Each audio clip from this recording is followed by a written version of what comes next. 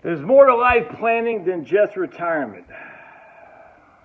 It's a good email. I'm gonna share it with you. Hey Josh, I want to thank you for providing my better half and I the information we needed to be able to retire at the age of 57. As you recall, we moved from X city to a city in Texas after a package was offered by my previous employer, and there's a package that's just too good to turn down. We moved in with my parents to spend time with them as my dad was 90 and he had had cancer since 2015. Well, on March 5th, my dad left this earth to be with God. I know it was God's plan put in place to allow me to spend every day for the past 6 months with him. That was truly a gift from God. And without your teachings, I do not believe I would have left my company, which means I would have not enjoyed that gift. There's more to life plan than just retirement, and I'm sure you have touched more lives than just mine. Thank you and God bless.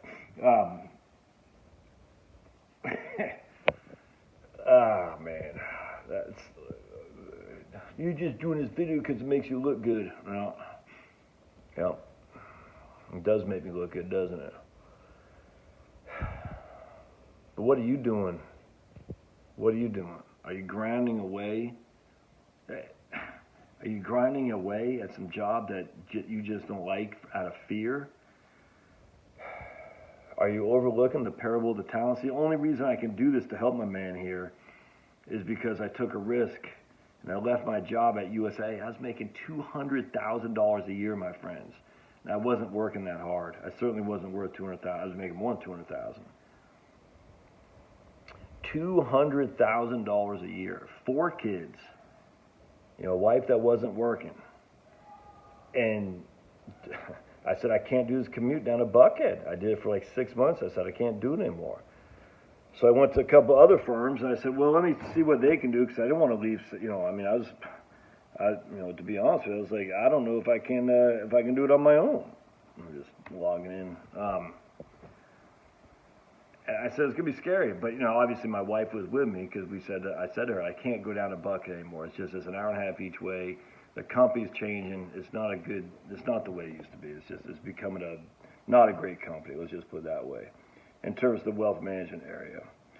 And so as such, she was along for the ride, thankfully, because if she wasn't along for the ride, I don't know how it would have been tough because I'd have to always justify her. You know, I had a full year of hardly making any money, and if she wasn't along for the ride, I don't know how I would have been able to convince her that things were going to get better. And 3 years in, they're much better than I would have anticipated. Anyway, the point being is, I took that risk, and so far so good. I don't know if it'll continue to be like this, but because I took the risk, I was able to impact my man here, who's able to spend the last 6 months with his dad. It's not because of me. No. Because the big guy says, I don't want you to bury your talents under the freaking bushel anymore. I don't want you to hide it under the bushel anymore. I want you to get out there and shine the light. And now my man here is going to do the same. He was able to do it with his dad and his mom. And will he do the same as I did on financial planning? No. But will he do the same in other directions? Yes. Who knows? Who knows what kind of people have influenced me to be here? So many. I can name them all. Well, not all. I can name so many influences I've had. But the issue is we sit there and say, oh man, I just need one more. I can't turn away from $200,000 because 10 years from now, I'll be happy.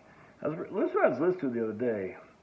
A guy was like a scenario, like a guy in Mexico was like hanging out, working a little bit, hanging out, playing guitar, you know, going to bars at night, you know, playing music, hanging out with his wife during the day. He'd pick up an odd job here and there, enough to get by. And someone says, you know, Jose, you know, you gotta go to work, man. You need to save for retirement and all that. And Jose's like, okay, why? He goes, so that way you have enough money so you can go to the bar, play the guitar, hang out with your wife, and go fishing. That's what it was. And it was, but I'm already doing that, and I'm young. I forgot who made that story up. I thought it was fantastic. Jose, How can you be so lazy and not go to work every day and grind away? You know, don't you want to work and save up for retirement? And Jose's like, yeah, what was retirement? Because that means you can go to the bar at night, play music, go fishing during the day, and hang out with your wife and take a nap. And Jose's like, but I'm already doing that.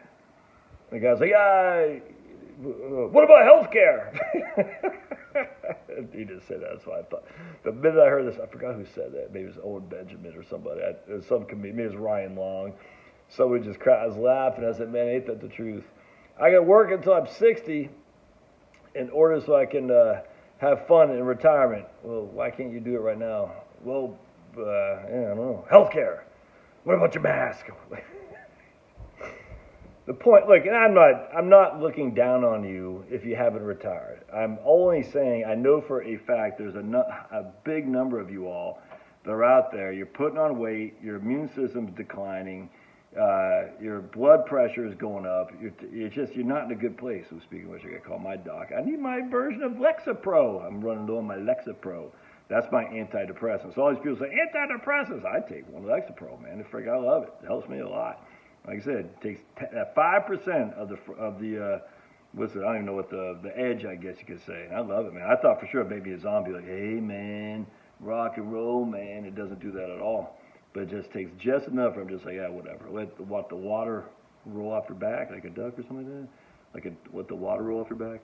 Anyway, whatever that saying is. But going back to my man here, I'm like, dude, you it wasn't me, it was you. This guy's the one who put himself in a place so he could he and his better half could say, we're out, man. This company offered him such a good opportunity, can't leave.